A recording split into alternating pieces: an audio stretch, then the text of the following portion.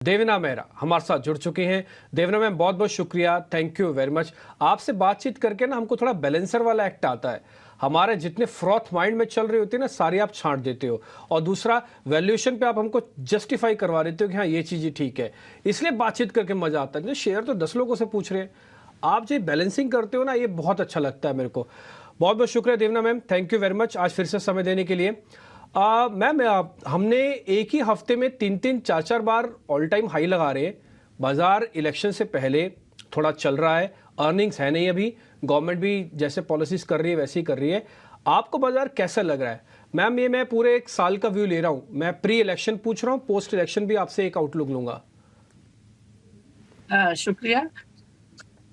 तो हमारा अगर आप एक साल जैसा व्यू देखें तो व्यू पॉजिटिव ही है। ऐसा कोई बहुत बड़ा खतरा नहीं नजर आ रहा। जैसे मैंने शायद आपके चैनल पर भी पहले बताया होगा कि एक बहुत लंबा समय था जब भारतीय बाजारों ने अच्छा नहीं किया। एक पूरा दशक निकल गया 2010 से 20 का, जब आपको फिक्स डिपॉजिट से 1% भी ज्यादा कंपाउंडिंग नहीं मिली। तो वो 15-16% जिसकी लोग आम बात करते हैं, या 12-13 भी इक्विटी से, उस पूरे एक दशक में आपको 9% भी नहीं मिला।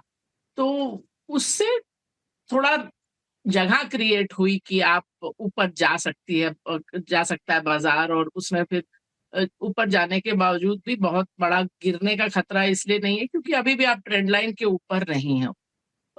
थोड़ा जो शॉर्ट टर्म रहता है कि क्या होगा, थोड़ा साइडवेज होगा, करेक्शन होगा। तो मैं ये भी आपको बता दूं कि फिलहाल हमारा जो पोर्टफोलियो मैनेजमेंट स्कीम्स है उसमें हम लोगों ने हेजिंग कर रखी है। तो हेजिंग आप समझ लीजिए इंश्योरेंस है। तो इंश्योरेंस का दाम तो लगता है, अ, कभी वो इस्तेमाल होती है कभी नहीं होती है, वो भी ठीक है। लेकिन ऐसा समय भी नहीं लगा कि कैश कॉल ले कि कैश में बैठे, क्योंकि अगर आप कैश में हैं तो आप, अगर मार्केट ऊपर जाता है तो आप उसको मिस आउट कर जाते हैं। तो अ, हमारा तो ये मानना है कि अगर आपका जो भी इक्विटी एलोकेशन है, निवेशित रहने में ही भलाई है। लेकिन उसमें आप ये देख लीजिए कि जो जहां ज्यादा खतरा है बाजार में, वो सब जगह आप ध्यान से चलिए। Small cap, mid cap, IPO, इस तरह की जो रियली आपने फ्रॉड की बात की, तो जो जो असली में फ्रॉडी एरियाज है वहां सोच समझ कर जाइए। देवीना और गुड बहुत मॉर्निंग, ही बहुत बहुत शुक्रिया उसमें हमसे अपना जो बात करने के निवेश लिए। है वो। देवीना गुड मॉर्निंग, आपसे अब जल्दी मुलाकात होगी। अभी अभी मेरे मेरे हाथ में आज का इकोनॉमिक टाइम्स है और वहाँ में मैं खबर पढ़ रहा हूँ कि दुबई ने मल्टीपल एंट्री वीज़ा जो है काफ़ी और ज़्यादा आसान कर दिया है। तो अब दुबई जो है, वैसे भी लोग बोलने लगे यहाँ मुंबई में कि वो मुंबई का एक सबर्ब बन गया है, thanks to capital market people. तो आपसे अब जल्द दुबई में मुलाकात होगी, चाय पे चर्चा। लेकिन एक बात बताइए, अभी मैं आज का एक रिपोर्ट पढ़ रहा था जो थोड़ी सी मुझे चिंताजनक दिखाई दी। आप ढेरों इन्वेस्टर्स इंडिया और अब्रॉड में बहुत समय से काम करती आई हैं, बाजार भी देखा है। ये डिपॉजिट्स के लिए फाइट, जो कॉर्पोरेट डिपॉजिट्स होते हैं या फिक्स डिपॉजिट होते हैं, बैंकों के लिए एक सरदर्द बन गया है इस हद तक। एक तो वो चिंता का विषय है ही कि हाई कैप कॉस्ट पे आता है डिपॉजिट अब बैंक्स के लिए, लेकिन वो पैसा निकल के स्टॉक मार्केट्स में आ रहा है। ये बिहेवियर के तौर पे थोड़ा चिंताजनक, नर्वस करने वाली बात नजर आ रही है। आपकी क्या व्यू है?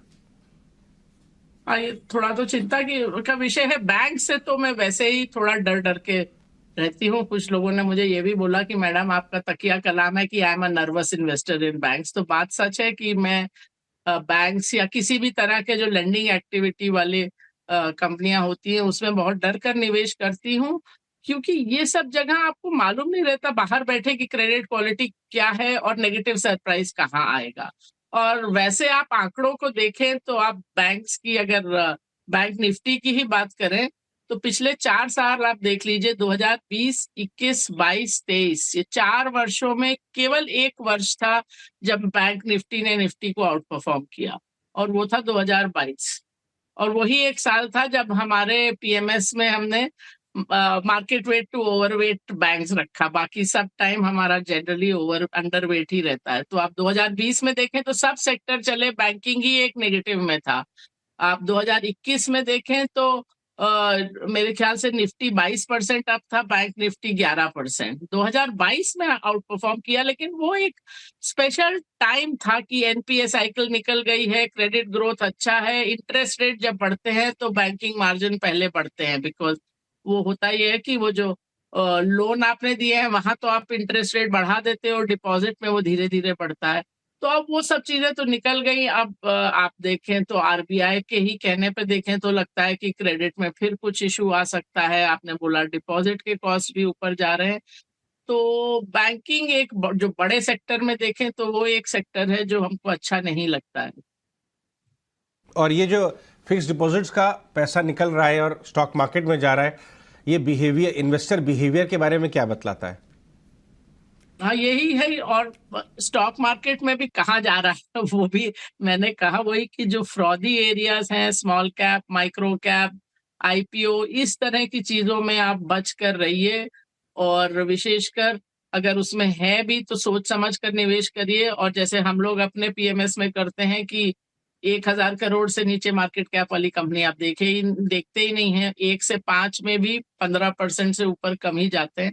तो ये सब चीज थोड़ा देख के चलना होता है, क्योंकि ये भी एक रहता है कि इन सब स्टॉक्स में लार्ज कैप में तो आप स्टॉप लॉस लगा के अपना लॉस पर एक लिमिट लगा सकते हैं। पर ये सब जो स्टॉक होते हैं वो जब गिरना शुरू होते हैं तो आप निकल ही नहीं पाते और आपका सारा का सारा कैपिटल भी जा सकता है।